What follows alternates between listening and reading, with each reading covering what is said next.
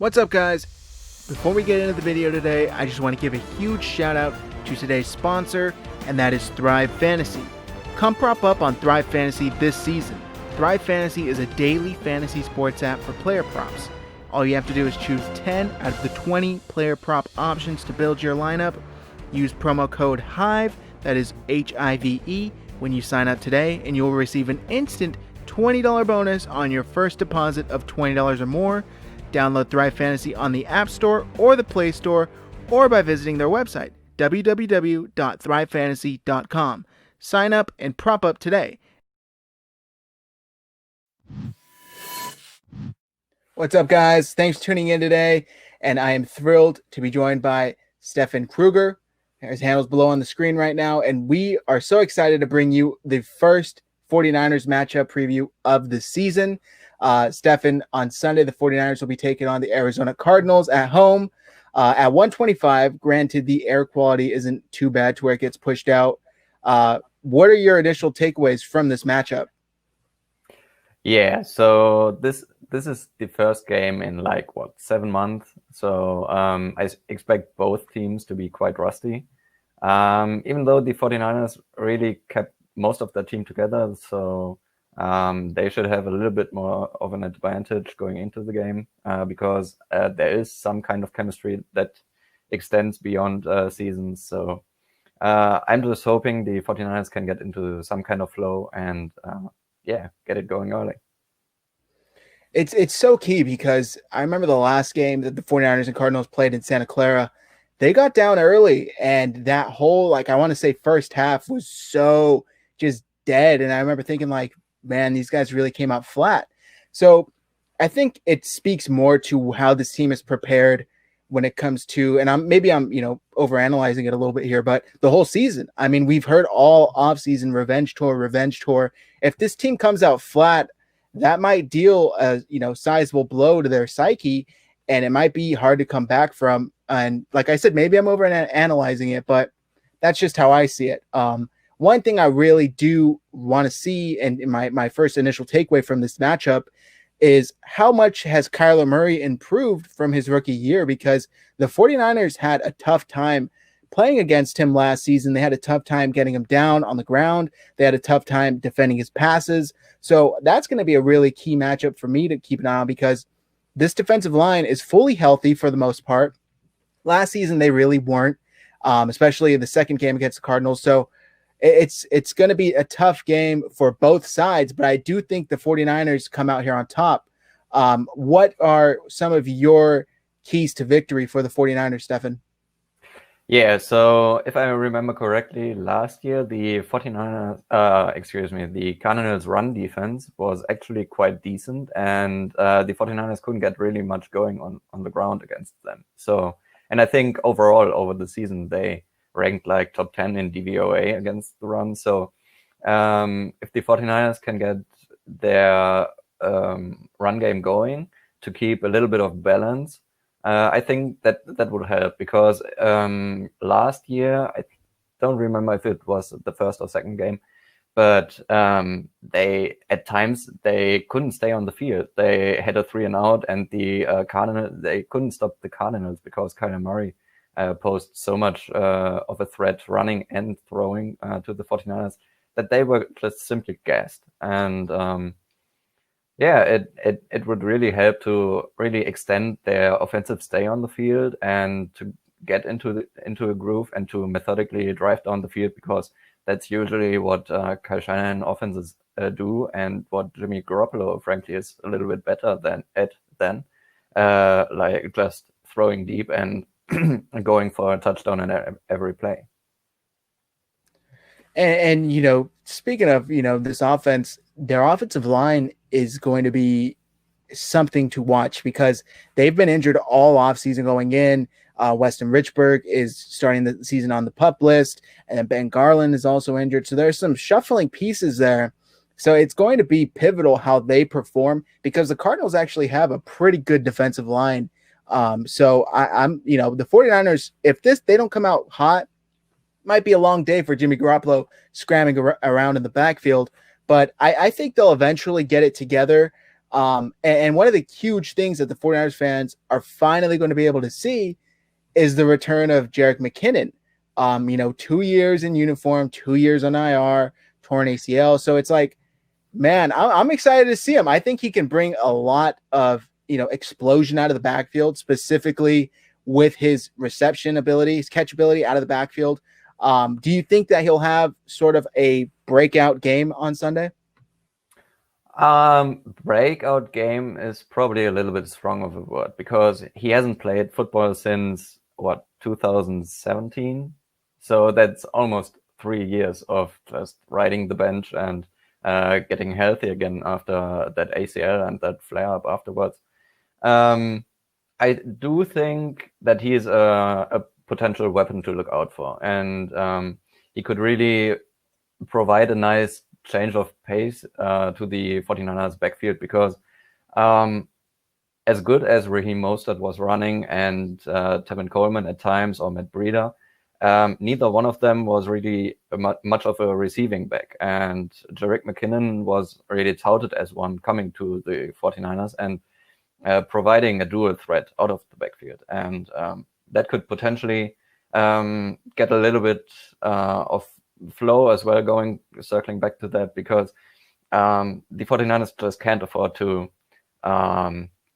exit the field quickly again and get tired out on defense, because that's almost certainly going to happen because Cliff Kingsbury is just that good of a coach, probably a top 3 offensive mind in the NFC. So I do think he can bring a lot of things to the table and hopefully provide a little bit of more balance to the 49ers and extending their stay on the field. That running back room, it's getting crowded, man.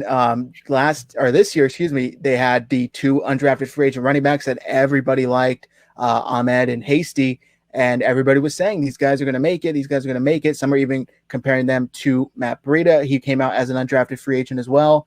None of them made it. Neither of them made the active roster.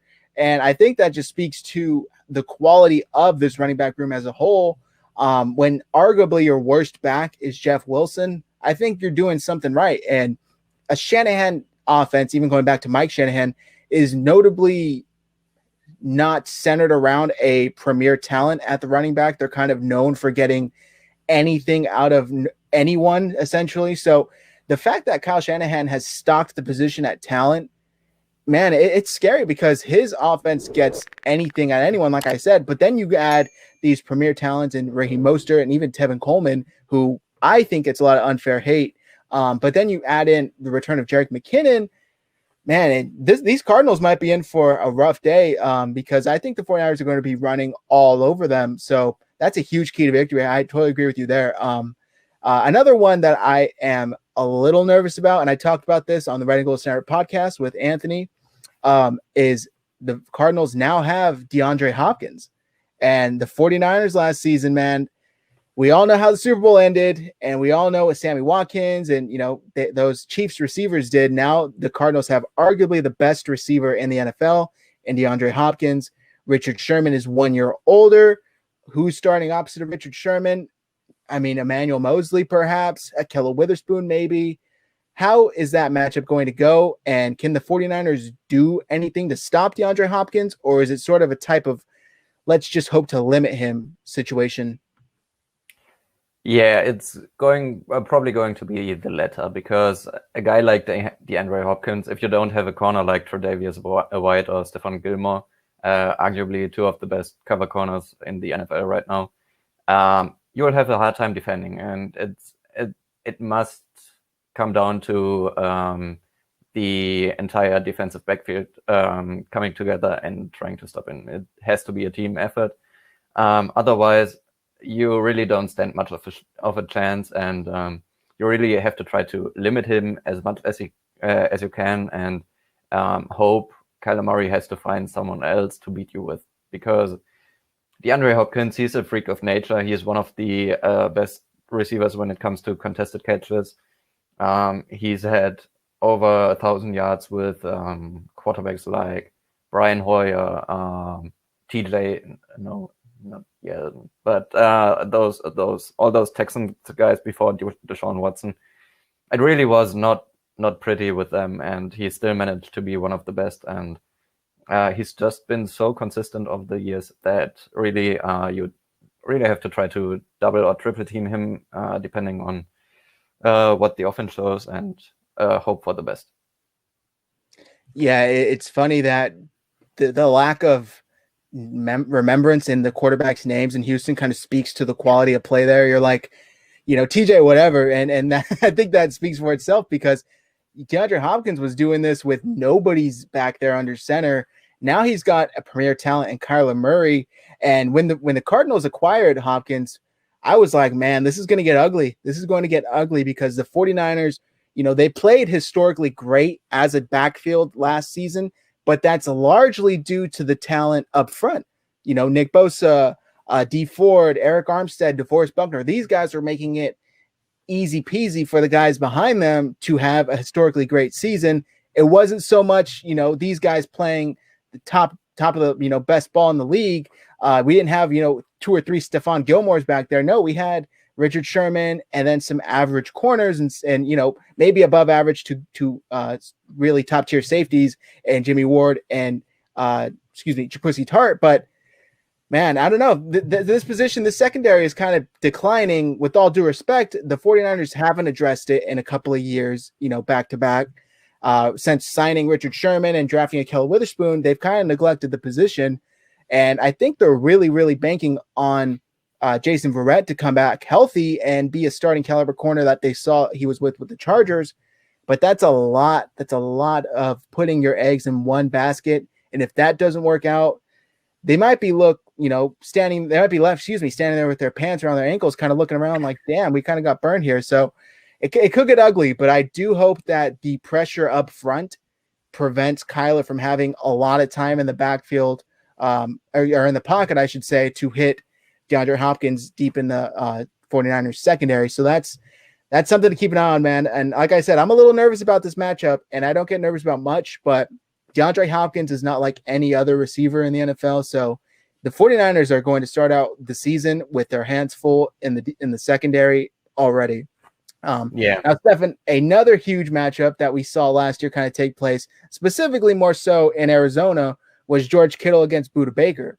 We saw him get, just completely out physicaled. And maybe I shouldn't say that, because it was a physical matchup, but George Kittle, I think, came out on top of that one. And, there's that historic, classic, legendary clip of George Kittle, juking Budda Baker, stiff arming him, and then stumbling into the touchdown. And then he goes to the other sideline. I'm still here, Budda. How is this matchup going to go? Is George Kittle going to win it again? Yeah, probably. The question remains, do they play simply Budda Baker on him? Do they maybe try to double him with Isaiah Simmons, their first-round draft choice, who's a really good cover guy coming out of college? Because after all, after the 49ers injuries to their wide receivers, George Kittle is still the number one option on the team. And you really have to try, if you want to slow the 49ers down, you have to try to take out George Kittle out of the game. And they are going to have their hands full. He's been voted seventh best player overall by his peers in the NFL. So technically, George Kittle should have the upper hand in this matchup, but I wouldn't doubt the Cardinals try to really take him out of the game with a lot of bodies and trying to have the 49ers run them over, or have Jimmy Garoppolo beat them with other guys like Trent Taylor or Kendrick Bourne, since Deebo Samuel is out for week 1. I'm so glad you brought that up, and that will actually be my next question. But as far as George Kittle and Budda Baker, it's one of the best matchups in this division. And, they're both the highest paid at their positions, respectively, after this offseason. So both of these guys coming off of fresh contracts, I think they're ready to ball out. And I think it's going to be an all-out war out there. And, I'm glad you also touched on Isaiah Simmons, because it's obvious the Cardinals drafted him specifically to stop George Kittle within the division. Or at least that should be the main reason, I should say. But he's going to be in for a treat come week 1, because there's not many players, if any, like George Kittle, especially in college, but damn near in the NFL, you can't find too many guys built like George Kittle. So, man, they can try and double him, but we've seen George Kittle play through those and still come out on top. And I think the beauty of the 49ers offense right now, even with Debo out, like you alluded to, is that there's just simply too many other weapons on that offense, on the passing game. If you double George Kittle, okay, then there's Trent underneath or KB outside. And, they also signed Jordan Reed this offseason, and he is looking great from all reports that I'm reading. So it's going to be tough for the Cardinals defense to handle. And I think it's almost like, death by 1,000 cuts. It's like the 49ers are just going to keep cutting and cutting and cutting at them, and the Cardinals just might not have an answer for that. So that's going to be huge. But I think the 49ers do like their chances here on offense. Now, you did, like I said, touch on Debo Samuel. While we're recording this, it is Saturday. It was announced today. He was placed on injured reserve, and he will miss at least the first 3 games for the 49ers. How big is that loss specifically against the Cardinals? Yeah, Debo Samuel is really big of a loss because in the back half of last season, he really established himself behind Emmanuel Mosley. I think he really took it in stride, getting him on the team and then learning from Sanders. And you could really see the impact. He was, he seemed more physical, more locked in, and he even provided a lot in the run game, especially in the Super Bowl against the Saints and Seahawks, I think, with 3 30-yard runs.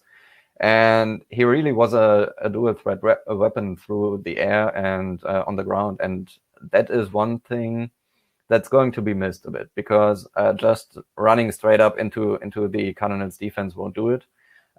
Shanahan has to get a little bit creative, and that's one less weapon on the ground to work with, but also through the air, because let's face it, the receiver group is really unproven. Trent Taylor, as talented as he is and as much as I like him, he really needs to stay healthy. He needs to stay on the field. He needs to reestablish that connection with Jimmy Garoppolo from also 3 years ago. And who do we have else? Kendrick Bourne, maybe, as number 2 option. He's very solid, don't get me wrong, but he's really not that uber talented number 1 wide receiver as well. Brandon Ayuk, a little bit nicked up as well. Dante Peters, we all know his story from last year. So it's a really talented bunch, but they really have to go out there and show it. Yeah, and, we've talked on the podcast, the Bengals Center podcast, about how Dante will have a return to his old self this season.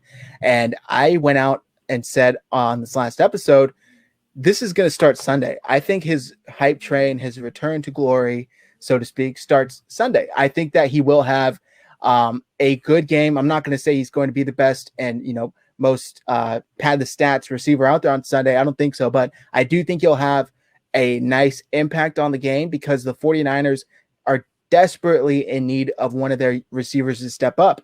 Now that Debo's out, and we haven't even spoken of Brandon Ayuk, and the 49ers called up 2 players from the practice squad, none of which were wide receivers. So that kind of makes you think Brandon Ayuk is going to be okay to play. However, it's going to be limited if I were to bet. So I think that they're hoping a guy like Dante can step up and have a nice impact on this game. Now, Stefan, we're going to be wrapping this up here, but let's get into our predictions first. Do you want to start? Or do you want me to start? Oh no, go ahead and start. Okay, so one of my predictions is Jimmy Garoppolo is going to have a big game, and I don't think this is that far outside the realms of logic or kind of like craziness, because looking at his 2 matchups from last year, he had over 300 yards both times. So I think he's going to return to that form, and he's heard all off season he's the reason why the 49ers lost. He's the reason why the 49ers lost Super Bowl, So I think he's been listening to that. It's been fueling him and his motivation to get better. And I think he's going to come out week 1 and have a stellar performance and just kind of stick it to the media who's been telling him that he's not good enough. What are your predictions? Give me one. I while I think the Cardinals are more vulnerable through the air, I don't think, even though the 49ers should really go for it through the air and through Jimmy Garoppolo, I do think they'll get the running game more going and have 3 touchdowns on the ground. All right, I like that. That would be nice because, I mean, although it might go into the narrative that Jimmy isn't good, so we'll see. But one of my next predictions, I'm going to say that Jerick McKinnon returns and he has a 100-yard game and he caps it off with a touchdown. So that would lend into your prediction. Maybe one of those 3 is Jerick McKinnon. And I think that similar to Garoppolo, he's been hearing the doubters for 2 years now. I think he's ready to come back and ready to prove to the NFL he's still got it and prove to the 49ers, hey, you're not keeping me around for nothing. I'm able to contribute. Let me show you. Yeah. I would say the exact same words as you, but instead of Jerick McKinnon, I would say Trent Taylor, because it's basically a similar story. Played injured in 2018, so he wasn't really effective there. But from everything we've seen so far and every camp report we've heard, especially from last year when he looked like the real deal, I do think he'll have a 100-yard game and a touchdown and be actually Jimmy Garoppolo's first and primary weapon. Yeah, I love that prediction because Trent Taylor, man, we kept hearing year after year in training camp, he's looking phenomenal. He's looking brilliant. And then he would get injured and we wouldn't actually get to see it. So it's like, come on, man. But I really hope he's able to get it together because a healthy Trent Taylor makes this 49ers offense so much more lethal. So I really hope that prediction comes to fruition. Now we're going to be wrapping it up here, Stefan. Why don't we go ahead and move into our final score prediction and our MVP prediction? Why don't you go first? Yeah, so I said like 3 touchdowns through the air, on the ground, and 1 through the air too. So the 49ers have to score at least 28 points, which might seem a little bit high, but I say the 49ers get 31 and the Cardinals 29. Wow, 31-29. That's a close game. Yeah. And they did play close games last season too, at least before, some kind of crazy things happened at the end of one. That would be tough. I think it's going to be, I have 31 for the 49ers as well, but I have 17 for the Cardinals. I don't think it's going to be as close. I think that it may be close early on, but I think the second half, the 49ers pull away, and it just simply proves to be too much for this young Cardinals team. Who do you have as the MVP? I'd say, actually, let me go with Jerick McKinnon because since I predicted all those running touchdowns, let him have 2 and get maybe 100 yards, and there you have it. I love that. Let him have 2, just like that. That's a great prediction. That would be one hell of a return. For me, I got to go with my guy. I got to go with Jimmy G. I think he's going to be the MVP for the 49ers. I think he's going to be the reason they win this game. I think he's going to have a phenomenal game, and I would love to see him start off the season on fire. But that's going to do it for us today, guys. Thanks for tuning in to our first matchup preview of the season. Get used to these. If you like what you see, subscribe to our channel, hit the like button, share this video, and make sure you guys comment your thoughts below. What are you excited to see Sunday when the 49ers take the field against the Cardinals? What are your predictions? And make sure you follow us on Twitter. Our handles are below on the screen. Thanks, guys.